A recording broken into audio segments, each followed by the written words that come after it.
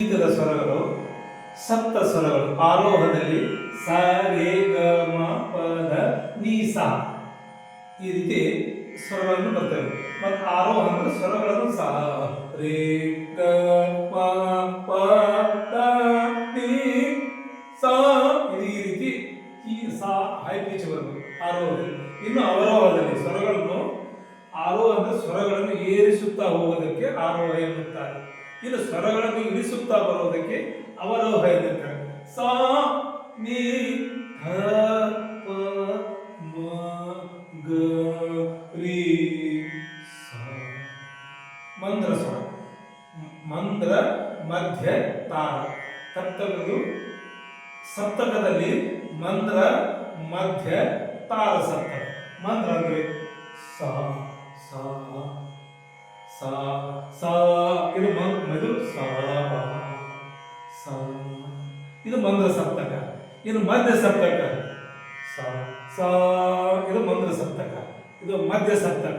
ಇದು ತಾಳ ಸಪ್ತಕ ಸ ಸ ಸ ಮಂದ್ರ ಸಪ್ತಕ ಸ ಮಂದ್ರ ಮಧ್ಯ ತಾಳ ಸಪ್ತಕ. ಈ ಮೂರು ಸಪ್ತಕ ಹಾರ್ಮೋನಿಯಲ್ಲಿ ಸಪ್ತಕಗಳು ಮೂರು ಸಪ್ತಕಗಳು ಮಂದ್ರ ಮಧ್ಯ ತಾಳ. ಈ ಮೂರು ಸಪ್ತಕಗಳು ನಾನು ನಿಮಗೆ ತಿಳಿಪಡಿಸ್ತಾ ಇದ್ದೇನೆ. ಮಂದ್ರ ಸಪ್ತಕದಲ್ಲಿ ಸ್ವರಗಳನ್ನು ಅಭ್ಯಾಸ ಮಾಡಬೇಕು. ಮಂದ್ರ ಸಪ್ತಕದಲ್ಲಿ ಸಾಗಿದಪ್ಪ ಹೇಗೆ ಅನ್ನೋದು. ಈ ಮಂದ್ರ ಸಪ್ತಕ ಸ್ವರಗಳು ಪ್ರತಿನಿತ್ಯ ಒಂದು 10 ನಿಮಿಷ ಅಭ್ಯಾಸ ಮಾಡಬೇಕು. ಹಾಗೆ ಸ ನೇ ಧ ಪ ಇದು ಮಂದ್ರ ಸಪ್ತಕ. ಸಾಗಿದ ಪ ಮ ಗ ರೇ ಸ ಸ ತಡೆದು ಮಂದ್ರ ಸಪ್ತಕಗಳು ಈ ರೀತಿ ಬರಬೇಕು. ಸ ರೇ ಗ ಮ ಇದು ಮಧ್ಯ ಸಪ್ತಕ. ತಾಳ ಸಪ್ತಕ ಸ ಸ ರೇ ಗ ಇದು ತಾಳ ಸಪ್ತಕ. High pitch ಹೋಗ್ಬಿಡ್ತದೆ. ಅಲ್ಲಿಂದ ಇಲ್ಲಿ ಮಂದ್ರ ಸಪ್ತಕ ಅಭ್ಯಾಸ ಮಾಡೋದ್ರಿಂದ ತಾಳ ಸಪ್ತಕ ಸ್ವರಗಳನ್ನು ಅವ ಅನುಕೂಲ ಸರಳವಾಗಿ ತಮಗೆ ಸುಲಭವಾಗಿ ಹಾಡಲು ತಮಗೆ ಬರುತ್ತದೆ. ಹಾಡುವ ಅಭ್ಯಾಸ ತಮಗೆ ಬರಬೇಕಾದ್ರೆ ಮಂದ್ರ ಸಪ್ತಕದಿಂದ 7 ಸ್ವರಗಳನ್ನು ಇಳಿಸುತ್ತಾ ಬರಬೇಕು. ಸ ನೇ ಧ ಪ ಗ ರೇ ಸ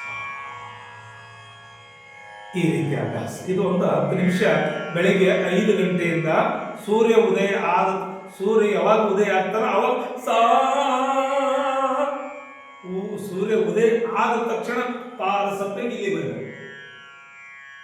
ಸೂರ್ಯ ಯಾವಾಗ ಉದಯ ಆಗ್ತಾನ ಈ ಸ ಅನ್ಬೇಕು. ಅಲ್ಲಿವರೆಗೆ ಇಲ್ಲಿ ತನ ಬರಬಾರ್ದು.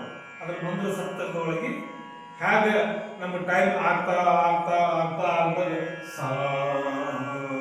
ಇಲ್ಲಿ 5 ಗಂಟೆ ಪ್ರಾರಂಭ.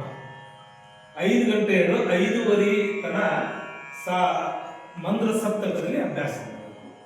ಆಮೇಲೆ 5:30ಯಿಂದ ಇನ್ನು 6 ಗಂಟೆ 5:30ರಿಂದ 6 ಗಂಟೆ ಅರ್ಧ ಗಂಟೆ ಒಳಗಾಗಿ ಸ ರೀ ಗ ಇದು ಬರಬೇಕು.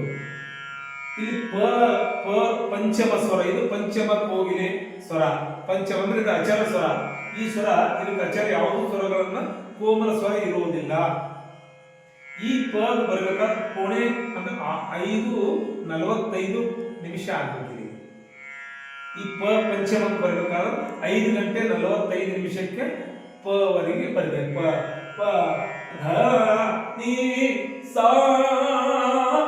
ಇಲ್ಲಿ ಕರೆಕ್ಟ್ 6 ಗಂಟೆ ಉದಯ ಚಂದ್ರ ಸೂರ್ಯ ನಮ್ಮ ಮುಖದ ಮೇಲೆ ಬಿದ್ದಾಗ ಅವಾಗ ಈ ಸಂಗೀತ ಜ್ಞಾನ ಪರಿಪೂರ್ಣವಾಗಿ ತಮಗೆ ಕಲಿಯಲು ಸಾಧ್ಯ.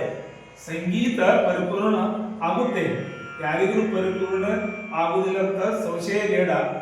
ಈ ಮಂದ್ರ ಸಪ್ತಕದಲ್ಲಿ ತಾವು ಸ್ವರಗಳನ್ನು ಅಭ್ಯಾಸ ಮಾಡಿದರೆ ಸಂಗೀತ ತಮ್ಮ ಜೀವನ ಪರ್ಯಂತವಾಗಿ ಪರಿಪೂರ್ಣ ಸಂಗೀತ ಅಭ್ಯಾಸವನ್ನು ತಾವು ಕಲಿಯಬಹುದು.